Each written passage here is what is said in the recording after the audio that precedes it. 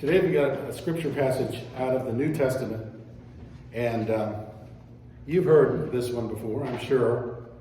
It's called various things. It's been called the parable of the talents. It's been called the parable of the three servants, and it's been called the parable of the bags of gold. So all those represent gifts that we're given or responsibilities that we're given to manage, to take care of, and to use for God's purpose. So I'll read Matthew chapter 25. I'm going to read verses 14 to 30. Matthew 25, 14 to 30. Again, it will be like a man going on a journey who called his servants and entrusted his property to them. To one he gave 5 bags of gold, to another 2 bags of gold, and to another 1 bag of gold, each according to his ability. Then he went on his journey. The man who had received the 5 bags of gold went at once and put his money to work and gained 5 more. So also the one with the 2 bags of gold gained 2 more.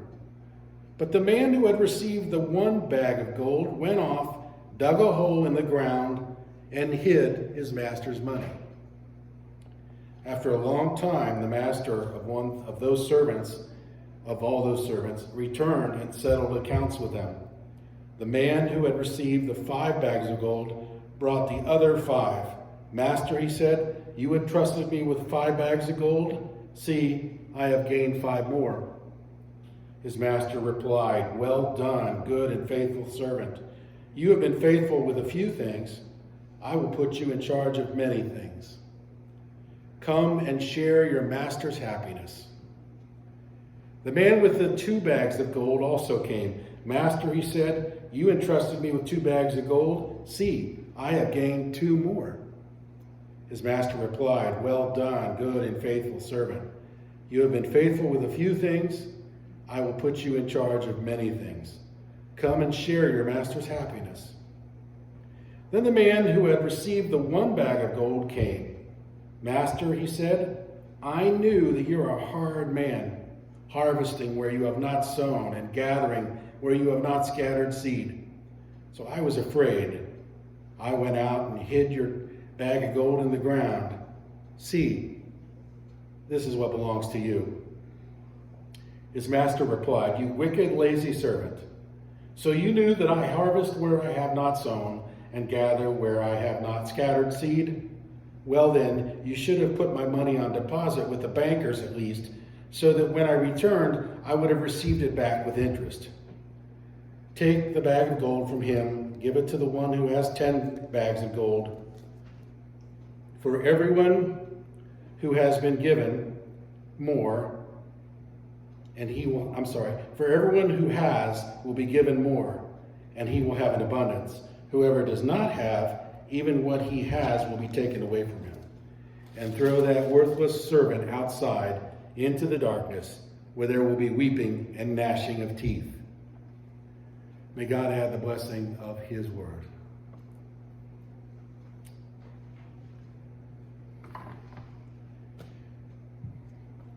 This has a lot of this story, this parable. There's a lot of things to think about in this. There's a lot of things also that maybe leave us scratching our head a little bit. And question the fairness of it or the equity. It's almost like that parable of the workers who arrived during the last hour. If you remember, a master was looking to hire some workers, and he hired some in the early part of the day, gave them a certain amount of pay, and they knew what they were getting and what they were expecting, and they knew what he was told, what he told them, and so they expected what he told them. And then later in the day, he hired some more workers and gave them, told them what they would be getting, and for their work for the day. And then finally, in the last hour of the day, he hired a few more workers. And at the end of the day, all of them were paid the same. And it seemed unfair. And they said, how can you do that? We worked 8 hours, they worked 1. And the master said, don't I have a right to do what I want with my money? You knew when I hired you what you'd be getting paid. You did it. And we question these things because we wonder what these parables have to say about how God works. Well, let's look at this parable. The parable of the 3 servants. And you notice the word here is servant. It's not stranger or co-equals or friends. A master, get the language, hired 3 servants. Or he had 3 servants. And he gave them each a certain amount of gold to work with. And these were his servants. So this relationship these 3 servants are in with their master calls for humility, doesn't it? I mean, if your title, if your role is to serve, and you have a master that you're serving, then your job is to honor and serve the master. And so the master entrusted them. He gave them something to manage for him. He says he was gone for a long time. And he gave them 3 differing amounts of money to manage. Not just to hold on to, but to actually put to work, to use what they had. And it was temporary ownership. They had choices. They had choice over what they could do with this money, how they could invest it. They had free choice because the master entrusted them and said, you manage this. I'm putting, in other words, you're not a puppet just because you're a servant. I'm trusting you to do good with what I'm giving you. But you're going to be making some tough choices. You're going to be doing the work and the legwork, and you're going to be making this happen with my blessing. And so these servants were not just, they weren't dumb, blind, almost like trained chimps.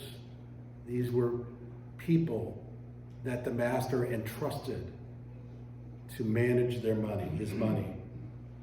And so servant 1 was given, it says, 5 bags of gold. And he invested them. We don't know how he did it, but he put that money to use.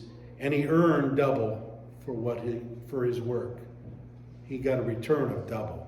That's a nice return, you know. The second servant was given 2 bags of gold, different amount. Now we can question why 2, why only 2? We don't know. It's just a fact. So the second servant was given 2 bags of gold. And he went to work, the book says. The Bible says he went to work. And he earned another bag.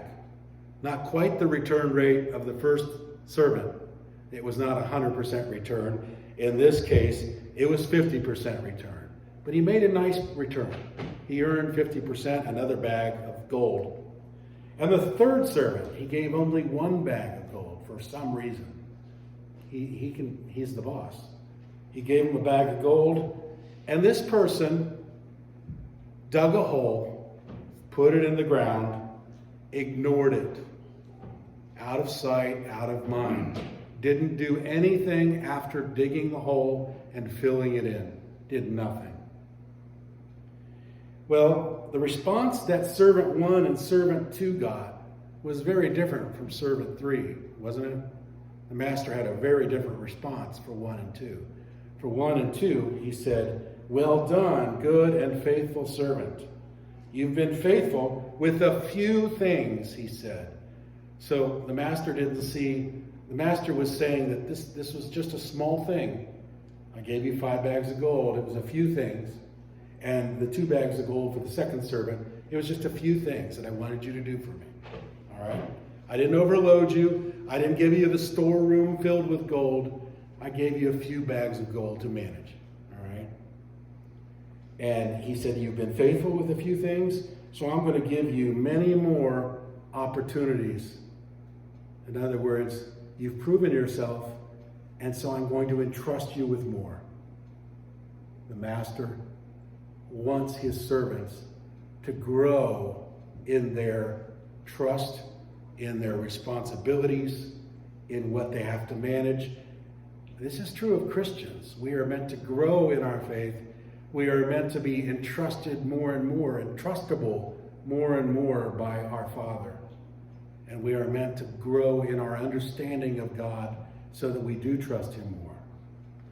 So he said to them, let's celebrate. Let's celebrate because you honored me with your bags of gold. You honored me and you worked and you trusted that there would be a nice return. And there was. So here comes the third servant with his one dirty bag of gold that had been in the ground for a long time, unused, unopened, uninvested. And he said, here's your bag of gold back. And he said, you know, I know that you're a harsh guy. You're a tough, it's like he's talking to a syndicate crime boss or something. I know you're a tough guy. And in other words, I was afraid I'd mess this up. And I was afraid of what you might do to me. And so I buried it in the ground. Plus, he said, I know that you harvest where you did not sow and you didn't cultivate. You, in other words, you gain, you seem to take things that aren't yours, or at least benefit from things that you didn't even do. And the master replied, you wicked and lazy servant. Now you get that? You wicked and lazy servant. Lazy, we can understand, right? He was lazy. He didn't do anything. He didn't invest the money. He didn't try anything. He didn't put it to use. He didn't keep working at it. He just buried it in the hole. But wicked, we question that. What makes him so wicked? He got it back to you. You got your money back. Why is that wicked? And you know what? Wicked, because if you're a servant, your job is to wholeheartedly serve, right? You're to dedicate what you're doing for the master, if you're a good servant. Well, this servant just wanted to exist. He just wanted to squeak by. And he had this idea that his master was evil and couldn't be trusted and was going to zap him. And so he did nothing. He didn't try. He just did nothing. And so he was evil because he didn't trust the master who had always watched out for him, taken care of him, fed him, protected him. And he didn't trust him. He acted on his own. He withheld, if you would. He withheld. And so, why did he do that? You know, when he said that you harvest where you don't cultivate, he's basically saying, you take things that don't belong to you. That's basically what he's saying with that kind of thinking. You're a mean man who takes what you don't deserve and what you haven't got coming and which isn't yours. Now, change out the word master and put in the word God. And you can see the breadth of this evil behavior of this servant. He's basically saying that God doesn't have the right to do what he wants to do, and that God doesn't own everything anyway. It doesn't all belong to God anyway. How many times do we take credit? Do we say mine? Do we put God out of the equation? And you know, part of that may just be a mistake.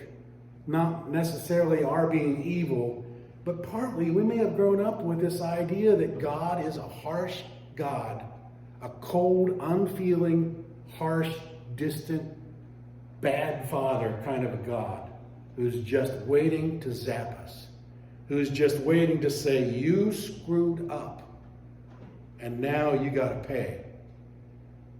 There's a lot of people who grew up with that kind of notion of God based on how their parents talked about God, dealt with God, based on maybe their experiences where they grew up in a church that was harsh, abusive, treated them badly, made them feel like failures, didn't welcome all people into their fold. So we don't know why, but some people have the wrong view of God. They see him as uncaring, cold, distant, and ready to zap us, looking for us to mess up. And so those people withhold from God, don't they? They tend to withhold from God. Or there's another way that we can have the wrong view of God, and that is that we see all that goes on in this world where sometimes unfair things happen, don't they? I mean, good Christian people can suffer, have terrible tragedies happen to them, and die. Children can die. And sometimes we translate that into thinking that God doesn't care, God is harsh, God is cold, God is unfair. Now, just because the world is unfair and bad things happen and chance happens doesn't mean that God's unfair. Remember that God never created this world to be a fallen place. We did that. We infected this world with our choices, with sin. We rebelled against God. We turned away from God. We basically said, we don't need you. We want to stand on our own. We want to make it happen ourselves. And so God allowed us to make that choice through free will. And we live in a fallen world. Our world is infected with sin, sickness, and death. But it's not God's doing. God helps us overcome these things. But this is the world that we find ourselves living. So no wonder we get mixed up who God really is. We don't see his goodness. It's hidden by all the damage and the trauma. We don't see. God seems to be blocked by all that. And so it's no wonder sometimes we take what we're given and don't believe that anything's going to come from it. And even our tragedies, our losses, our failures, we don't believe anything can come from that because God can't be trusted. Look what he's done. So we bury it in the ground. And we assume that God is gone because it's too late. Or God doesn't care anyway. This is the wrong view of God. So the third servant was not just lazy and wicked, he was paranoid. He was so afraid of God and God's wrath that he turned away from God. He tried to run away and bury his relationship with his master. And sometimes we try to hide from God too. Sometimes we run away. Sometimes we want to bury what we have, or we even want to put our heads in the sand as well. Proverbs 28:1 says, "The wicked run away when no one is chasing them." The wicked run away when no one is chasing them. Sometimes we get paranoid. But it says the godly are bold as lions. Godly are bold as lions. Can you think of a time in your life when you were living in fear, living in guilt, regrets, when you were running away from God, didn't want to face him, didn't want to deal with what God might do to you, had the wrong idea of God? Did you ever live in that kind of a mindset? I think a lot of us have. And you're your worst enemy, and guilt and sin is what keeps you running. And your wrong view of God keeps you running as well. Sin separates us from God and from each other. It exaggerates our situation, makes us feel like we have no worth. Our patterns of sin can lead us to a place where we have no hope, no worth, and no faith or hope that God can turn it into something decent. Not just decent. God can turn it into a miracle. We have to be careful. Our viewpoint of God can become corrupt. And when we start seeing things that way, it turns God and other people into monsters, our enemies. We don't want to face them. So it just gives us an excuse to keep running and hiding and burying what we've got, not using it. It makes us feel justified to keep God shut out of our picture. So the master said, "You wicked and lazy servant." And then God took away what that person did have, his one bag of gold. And God gave it away to the servant who used his 5 bags to earn 10. And this third servant was cast out, was almost fired, if you put it that way, was sent out of the family of the kingdom into outer darkness, where there was weeping and gnashing of teeth.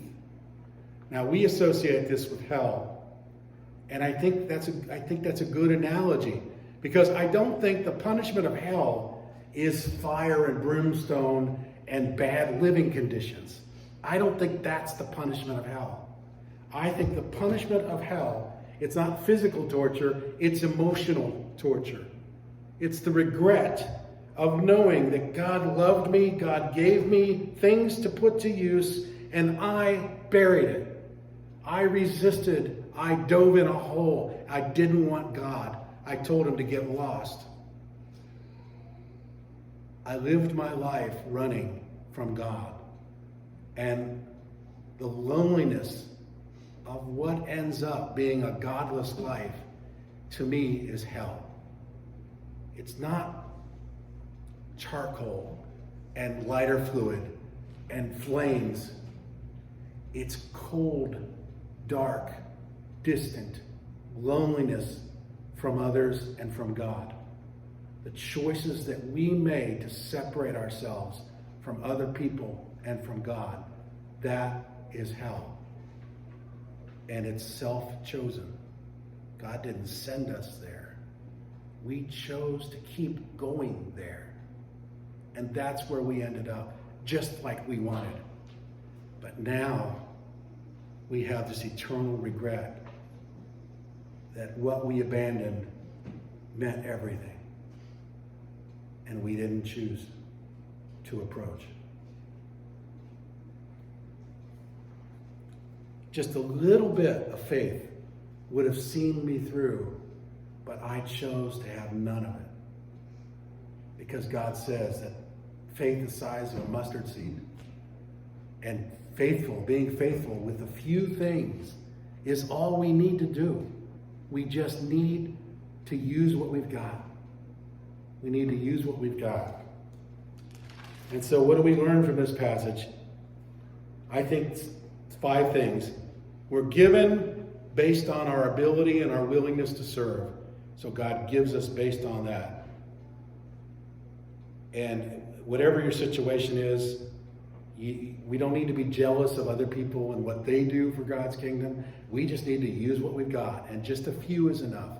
Just a few things is all it takes to please and honor God. All right? Number 2, whoever you are, God can use you. No matter what situation you're in, even your failures can be given to God and so many good things can come from your failures. Do what you can with what you've got.